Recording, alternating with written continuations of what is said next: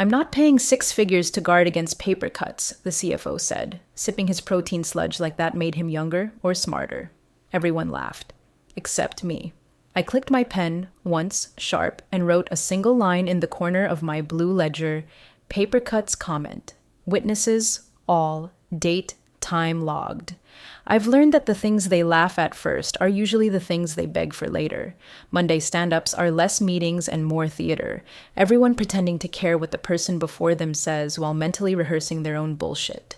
I don't present. I don't schmooze. I say, no new accessions, 2 retrievals, 1 refiled box, and sit down. That's it. That's my job, according to them. I'm the paper girl, the one with the dented records cart and the key around her neck like it's jewelry, not protocol. They treat me like office wallpaper, except wallpaper doesn't make men nervous when it enters rooms they thought were private. Most people forget that every department feeds me. They think records are about dusty boxes and label makers. They don't realize I have the time-stamped truth of every deal, every edit, every executive signature they've ever panicked over at 11:59 p.m. And they definitely don't realize that the wrong comma on the wrong date next to the wrong name can turn a $3.2 million agreement into a courtroom exhibit. They don't know because I never say it. I just log. And listen, before we go any further, if you're already hooked and want more stories like this, do us a favor. Hit subscribe and like the video. It keeps this series going and reminds the algorithm that quiet people matter too. Anyway, on that particular Monday, my brass key clinked against the thermos I'd had since '07. It's engraved, "Document everything." It started as a joke from a paralegal friend back when we were young and underpaid and still thought ethics were enough to stay afloat. Now, it's a commandment. In my bag was the blue ledger, the one I keep separate from the digital system because physical chain of custody still beats whatever cloud mirage the CIO dreams up. Inside the ledger, folded and pressed between acid-free pages, was a sticky note with the scrawl, A17S3 VLT. That's box A17, shelf 3, offsite vault. No one else knows it exists. Not IT, not ops, not even the GC. Just me and the woman at the offsite facility who still handwrites her initials like it's 1986. And thank God for that. The CFO had called that stand-up to kick off what he called Operation Trim the Fat. His new girlfriend, the one who somehow became our investor relations director after 2 weeks of consulting, was perched next to him like a smug little crow in Lululemon. She smiled like she'd just invented lean documentation. "Less is more," she chirped. "PDFs are sleeker than binders." He followed that up with, "We'll digitize the essentials, shred the clutter, and show the board we're future-proof." Clutter. That's what they called 3 decades of board consents, SEC-facing reports, and wet ink contracts still under active hold. Clutter. I nodded, smiled even. Then I sent a single email to legal at 11:14 a.m. Subject line, "Hold notice. Per 28 U.S. Code, paragraph 2072. Just 3 short paragraphs outlining the triggered retention under pending contractual review. I CC'd the GC, I CC'd compliance, I used my signature line, Carla M. Dwyer, records custodian, chain of custody officer, CCO. No one replied. Not right away. But someone in IT marked me non-critical access the next morning. And that's how you know you've struck a nerve. When the people who've never said your name start pretending you don't need to be in the room. When they whisper about consolidation and optimization, it's never about efficiency. It's about erasure. They'd soon learn I don't erase easy. They called it document minimization, like we were trimming hedges, not rewriting history. The CFO strutted through the Thursday all-hands like a man who'd just discovered the delete key. "We're sunsetting legacy clutter," he said, tapping a slide with the word simplify in 72-point font like he was unveiling scripture. Next to him, IR Barbie, still not clear on what her actual title was, beamed like someone who thought digitization meant dragging folders to Dropbox and lighting the rest on fire. He clicked again. Physical records cost us $86K in climate control and off-site storage. That's a waste. We'll be retaining digital scans only, unless there's a legal reason. I felt that slide hit me like a shot of cold Novocaine to the gums. That word, unless, it's a trapdoor. The kind people use to bury accountability and hope the fall isn't fatal. By the time he finished his little TED talk for the damned, I was already halfway through typing the legal hold. Subject line, urgent. Hold implementation per U.S. Code. 18 paragraph 1519. It wasn't dramatic. No bold font, no red flags. Just names, dates, and file references. Contract 32841C, Interstate Vendor Agreement. Board consent, November 3rd, 2019. Re-IP valuation update. Addendum. A. Director remarks. Flagged subject to audit review. Each item listed was under active retention based on previous legal guidance. Each had chain of custody initiated by me and signed off by at least one officer. These weren't dusty boxes. They were loaded pistols, and I'd just locked the trigger guards. I CC'd General Counsel. I BCC'd myself. I printed a copy from my blue ledger and annotated it in blue ink, same as always. Then I dated and initialed it, CMD 11/17, 9:43 a.m. For the first hour, nothing happened. The silence felt like a cliff edge. But then I got a Teams ping from someone in IT. Hey, Carla, can we downgrade your off-site system access for now? Just trying to streamline permissions. I replied with a single sentence. Per active legal hold, records access must remain uninterrupted per retention protocol. I copied the GC. No response. That afternoon, the boxes started moving. One of the ops guys, new, mid-20s, too many teeth, wheeled a dolly past my office with 3 cartons marked for shredding. One of them had the old red original sticker on the side. I stepped into the hallway and asked, "Where are those going?" He blinked like I'd spoken Esperanto. I think Lisa from finance told me to grab 'em. Consolidation? I walked up and looked. Box A17 wasn't there, thank God, but box C14 was. An adjacent pull, often confused because some idiot reused half the labels in 15. I asked to see the work order. He fumbled with his phone, showed me a grainy screenshot, no initials, just a Slack message. I took out my Sharpie and wrote, "Do not shred, hold in effect on the lid," signed it with my initials, and walked it back into the vault myself. That night, I went home with a knot in my neck and a second backup of the hold notice on a flash drive in my sock drawer. I'm not paranoid. I'm practiced. The next morning, facilities emailed a calendar invite titled Records Room Access Streamline, Badge Update Briefing. I didn't accept. I didn't decline. I walked straight down to security and asked for the access logs from the past 48 hours. Guess whose badge had been used to unlock the file vault? Not mine. Lisa from finance, and she didn't have clearance for originals. I logged the entry. I printed the logs, stapled them to my ledger, labeled it in blue. Unapproved access, post-hold, witness TBD. That was the moment the quiet dread in my chest stopped whispering and started hardening. They weren't just ignoring the hold. They were pretending it was optional, which meant they weren't just breaking protocol. They were breaking chain of custody, and that made everything I'd touched in the last 7 days radioactive. My badge chirped. Then nothing. No click, no green light, just that dead red flash that means someone, somewhere, decided your job is optional. I tried again. Same result. The reader on the records room door blinked at me like a smug little eye. Locked out. Not by accident. Not some IT update. This wasn't a bug. It was a message. I stood there for a second, hand still on the reader, then calmly pulled out my notebook. Not the blue ledger that stays zipped until I log something permanent. This was the side notebook, my bullshit buffer. I wrote, 11:21, 7:42 a.m., denied access to vault. Badge, drawer 4092, no scheduled maintenance, suspected access block post-hold. I looked up at the ceiling camera and smiled. Not big, not dramatic, just enough to let them know I wasn't surprised. I went to security. Got the logs. I told them it was for my audit files. They don't question me much. I've brought them donuts for 12 years. The system showed the downgrade was pushed by admin 3, one of the rotating temps IT brought in after the last ransomware scare. They've got access to the digital backbone but couldn't tell a certified consent form from a Chili's receipt. Later that day, I was summoned. Not by email, by a clipboard delivery guy from operations who walked into my office like I was a dry cleaner, slapped down a stack of printed PDFs and said, "They need your validation on these, just signatures and dates." I stared at the top sheet. It was one of the consent forms under active hold. Clean. Too clean. The formatting was fresh, like someone had dropped it into Canva and ironed out the parts that made it real. I flipped to the last page, no watermark, no notation stamps. And the signature? A perfect vector curve, no pressure variance, digitized, manufactured. Where are the originals? I asked. He shrugged.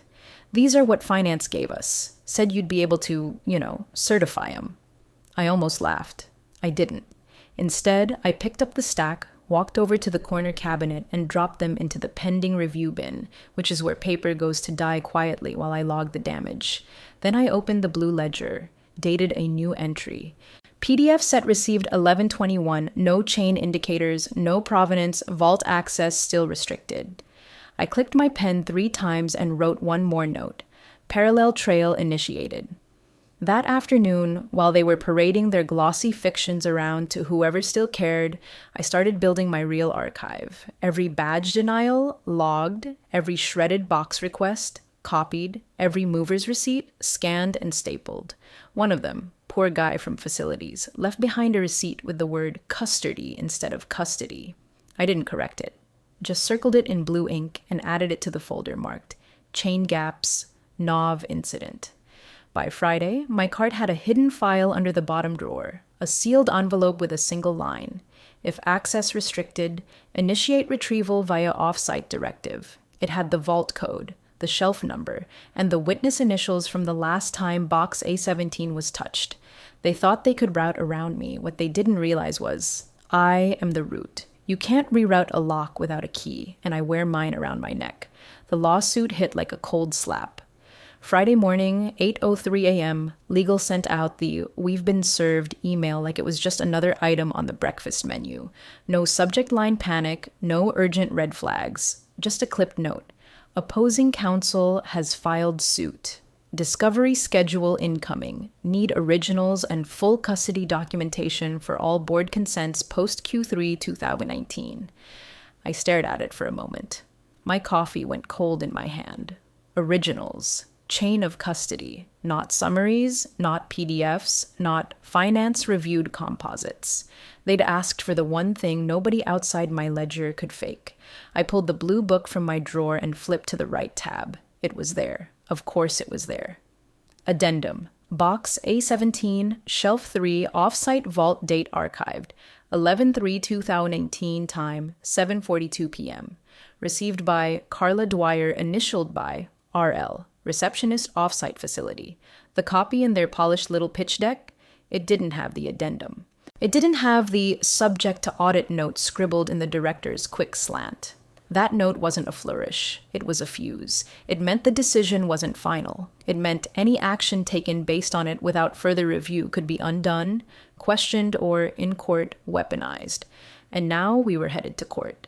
The GC scheduled a documentation sync meeting within the hour. I joined quietly, listened while they paraded around the same set of PDFs they'd tried to make me bless last week. Only now they were calling them record quality scans. We'll submit these in initial disclosures, the junior counsel said.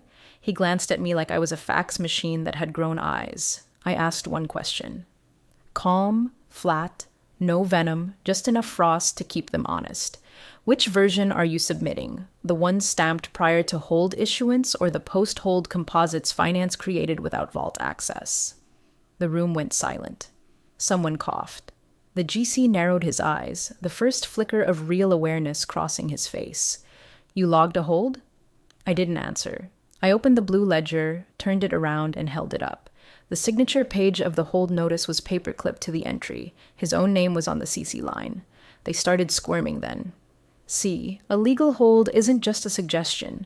Once issued, it binds everyone. Ignoring it doesn't erase it. It just adds your name to the fire. I didn't gloat. I didn't say, I told you so, or enjoy your malpractice premiums. I simply said, Discovery asked for originals. Box A17 contains the last signed addendum and full custody chain. You'll need a vault claim form, ID badge, and my access key. Dead silence. Then, where is the key? I tapped the brass glint on my lanyard. They never looked smaller. Back in my office, I updated the ledger. Blue ink, same format. Request imminent. Vault retrieval A17 discovery deadline. T plus 14 days. Note, originals required. Chain intact. All logs preserved.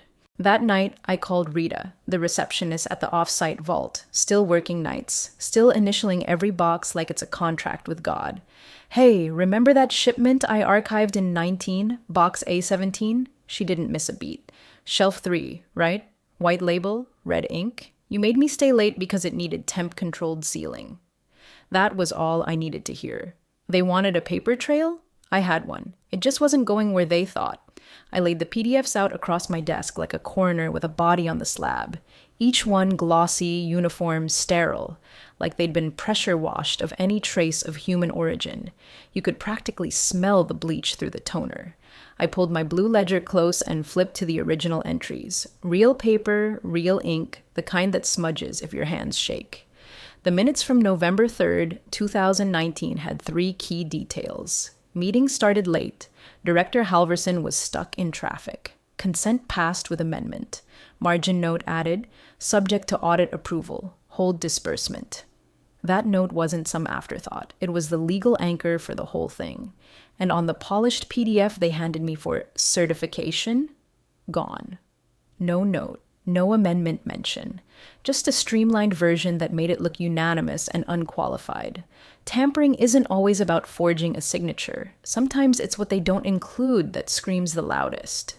I held the PDF under my desk lamp. Cheap fluorescent thing I've had for 15 years because it shows ink variances better than any forensic scanner they've got. I tilted the page, watching how the signature flowed. On real paper, ink pools at pauses. This was smooth, identical pixel width, like it had been rendered, not written. I pulled the hard copy minutes from my own file. Document number 903C, Halverson's signature, slight right drag, pressure heavier on the cross-stroke. Margin note, blue pen, cursive slant, same as her known ID badge. The minute stamp, embossed, faint, but visible if you tilt the light right. None of that was on the PDF. Not one damn thing. I took a breath. Not out of shock, but because the pieces were clicking into place faster than I could list them. This wasn't just streamlining. They'd curated the record, sanitized it, passed off a polished version as gospel, and expected me to wave it through like a TSA agent too tired to argue. I opened a fresh document on my locked terminal and began drafting the affidavit. Affidavit of Carla M. Dwyer, position, records custodian and chain of custody officer. Subject, legal hold issuance, 11.17, box A17, addendum, 11.3, 2019, and variance between submitted PDFs and original documentation. I detailed the following. Time and date of hold issuance identity of all CC'd parties. Full custody log from archive to vault discrepancy between original and submitted PDF observed tampering. Through omission of handwritten note and amendment language, I signed it, saved it to a locked drive, printed 2 copies, sealed one in an envelope, and placed it in the bottom drawer under a folder labeled Only If Asked. Then I returned to my blue ledger and made the next entry. 1122, custody variance confirmed. Margin note absent from PDF. Affidavit prepared. Originals required. Vault retrieval in progress. I didn't feel vindicated. Not yet.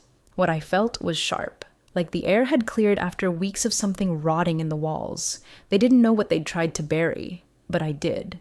And it had a date. A signature, and just enough ink to cut through whatever fiction they were building. The GC closed the door behind him like he was sealing a confession booth. Just me, him, and a thick manila folder that still smelled like toner and panic. He placed it on my desk with the kind of carefulness people use when they know they're doing something wrong but are praying you'll make it right for them. Carla, he said, tone dipped in fake warmth. We're in a tight window, opposing counsels pressing for disclosures. What we need now is alignment. Alignment. That corporate church speak for please look the other way and nod when I say it's fine. He opened the folder, same PDFs I'd already dissected like a crime scene, and flipped to the page with Halverson's digitized signature.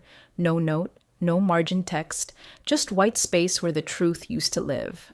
We need these certified as representative copies, he said. You're the custodian. If you validate these, I won't. I didn't raise my voice. I didn't frown. I just cut the sentence off mid-offer and looked him square in the eyes. He blinked, thrown by the flatness of it. Carla, you understand the stakes, the board. I issued a legal hold. That hold applies to all records named in it, and I've documented discrepancies between these PDFs and the originals archived per protocol. I cannot validate a record under hold that omits material notations. I could see it then, that flicker behind his eyes. The moment his lawyer brain tried to pivot, to calculate if bullying or bargaining would get him what he wanted faster. I'm not refusing to cooperate, I added. I'm refusing to compromise an active chain of custody. He leaned back slowly, forced a smile like we were just two colleagues working through a little misunderstanding.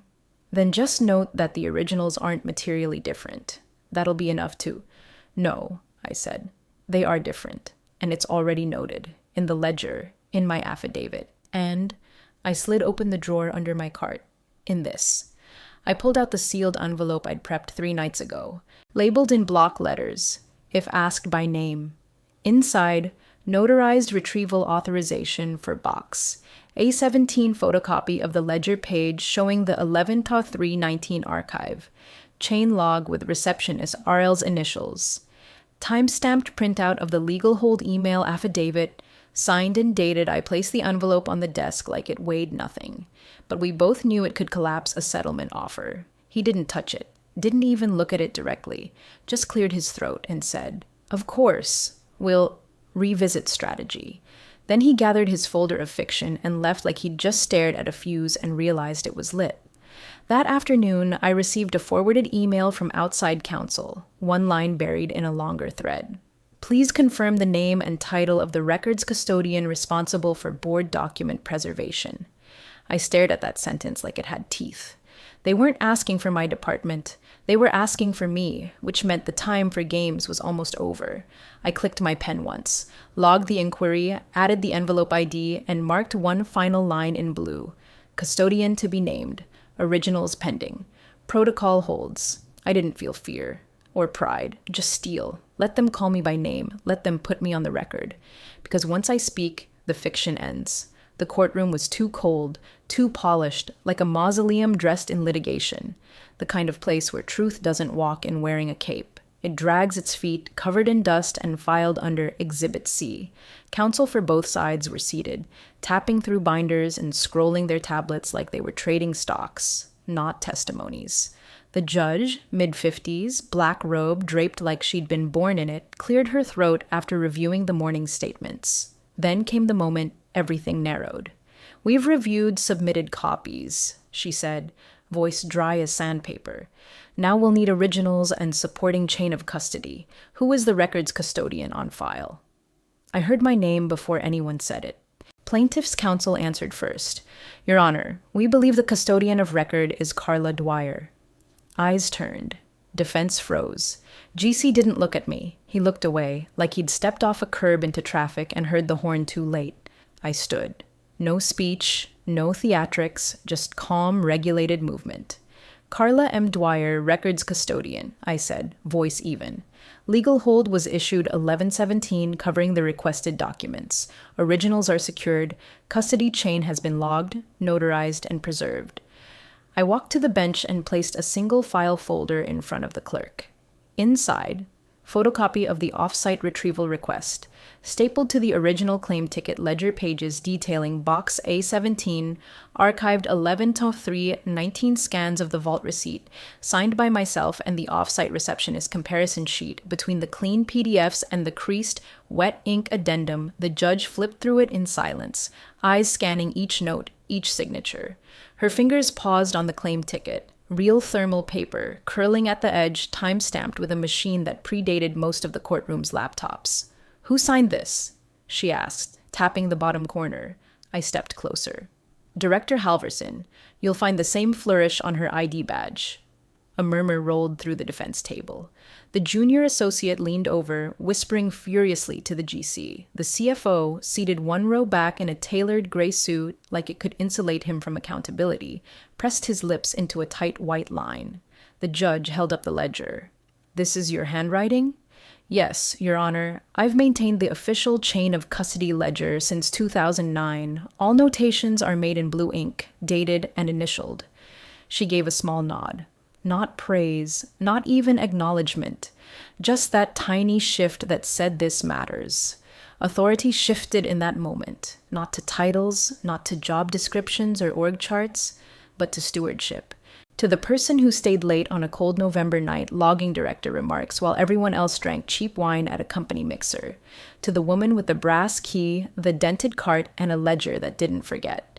I returned to my seat. No eye contact, no smile. Just the quiet satisfaction of weight settling in its rightful place. Invisible for years. Until the moment that name, my name, was the one that brought the whole room still. Carla Dwyer, records custodian. Not a title, a reckoning. Recess was called at 10:48 a.m. sharp, 20 minutes, long enough for defense to sweat and strategize, not long enough to rewrite history, though God knows they'd already tried. Outside the courtroom, I handed the vault claim ticket to our paralegal, who left with one of our retrieval couriers and a rolling hard case cart. They knew what to do. The directions were stamped, notarized, signed in triplicate. Box A17 wasn't just a file. It was a time capsule. And when it cracked open, whatever truth they'd tried to smother would walk back into court wearing every flaw they'd ironed out of their story. Inside my folder, I kept the comparison sheet. Left side, their record quality PDF. Right side, a scan of the original addendum with the margin note in blue, slanted script. Director Halverson's unmistakable S, looped like a treble clef, identical to the one laminated on her old ID badge. That was the flourish that would gut the whole fiction. When court resumed, our courier wheeled in the box. No fanfare, no drama, just the sound of a chain latch unlatching as the lid opened. There it was. Box A17, Shelf 3, red ink, white label. Slightly bowed in the middle from moisture in 2021, still sealed with my signature across the tamper strip. The clerk lifted the lid, pulled the folder, and placed the document on the evidence table. The judge leaned forward. So did the rest of the room. Creased corners, staple holes from 3 reshufflings, a faint coffee ring at the bottom left. But most importantly, on the final page, just beneath Halverson's signature in blue ink and her telltale penmanship, subject to audit approval, hold disbursement until confirmation. You could feel it happen. The temperature in the room didn't drop, but the tone did. Like everyone had suddenly realized they'd been rehearsing for a play, and the script had just been swapped for a deposition transcript. Plaintiff's counsel nodded slowly, then turned toward defense. Can you confirm this margin note was present in the PDF you submitted for initial disclosures? The GC hesitated. We weren't aware it was material. The judge cut him off. Counsel, if you submitted a copy knowing it differed from the original, you'll want to prepare an explanation for the sanctions conference. The CFO exhaled sharply behind them, a hiss through teeth, no comment. No defense, just the realization of how close their lie had come to calcifying into accepted record. I didn't flinch, didn't blink, just watched the addendum sit there, finally seen. The note, the ink, the initials, all of it breathing again in a space where truth didn't need polish to matter. In the gallery, no one looked at me, not directly, but I could feel it. That shift. That quiet recalibration in posture when the paper girl becomes the one person holding the fuse and the fire log. I updated my ledger when I returned to my office that evening. Box A17 retrieved 11:07 a.m., addendum verified, margin note visible, court entered as original. I didn't pour a drink, didn't blast music or go dancing in the rain. I just exhaled, not from relief, from release. Like the air I'd been holding since November finally had permission to leave my lungs. The judge admitted the originals into evidence like she was handing down gospel. Not just Box A17's addendum, but the entire chain. My ledger, the vault receipt, the time-stamped claim ticket, even the off-site facility's dusty logbook entry initialed RL in her usual wide-tipped Sharpie. No objections from defense, none that landed anyway. They tried. God, did they try, argued it was non-material, that the margin note was a procedural annotation, that it didn't alter the intent of the board. But the judge just tilted her head, flipped through the folder again, and said, "Intent is a funny thing. Signatures bind us to paper, but notes reveal what we hoped no one would ask." Then she turned. "Ms. Dwyer, is it your testimony that the submitted PDFs did not match the physical originals under your documented custody?" I stood. "Yes, Your Honor. I logged all access, and the submitted versions omit handwritten content present on the archived originals." "Did you note the discrepancy?" "Yes. In the official chain of custody ledger, page 743, also in my affidavit." She nodded once. Just once. But that one nod rearranged the room. Defense went still. The GC looked like he'd swallowed glass. The junior associate's pen stopped mid-scratch. The CFO, slick, loud, invincible, just stared ahead like he'd been unplugged. His face had that look men get when they realize the paperwork they mocked is now legally flammable. They called for a sidebar, a break, then a private room. Settlement whispers started like smoke from under a closed door. I didn't go in. I wasn't needed. My job was already done. The paper had done the rest. After court, I packed up slowly. Ledger zipped, cart locked, badge looped into my bag one last time. My phone buzzed before I even made it to the elevator. Unknown number. I let it ring once, then twice. Answered. "Ms. Dwyer?" The voice was male, amused, precise. "Counsel for opposing. I just wanted to say, hell of a ledger. Page 743 was poetic." I said nothing. He chuckled softly. "You know, we almost missed it. If you hadn't insisted on the originals, that little note would have vanished forever." "It almost did," I replied. "Almost," he echoed. "Anyway, if you're ever open to private work, our compliance team could use a mind like yours. Not just someone who files documents, someone who remembers where they breathe." He gave his name, his firm, then hung up. I didn't smile, not out of spite, just preservation. I'd spent years being the woman who sat quietly in the room while men sliced truth into PowerPoint slides, who logged everything and said nothing until the day the record itself stood up and asked to be heard. When I got home that night, I opened my resume, scrolled to the bottom, added one line. "Records custodian," the name the judge asked for. Then I closed my laptop. The bridges behind me didn't burn. They crumbled, quiet and unceremonious like old paper in a damp basement, forgotten until someone tried to walk across. Let them. I've already built the road ahead, and this time I sign the ledger, in blue ink, my name, my date, my truth.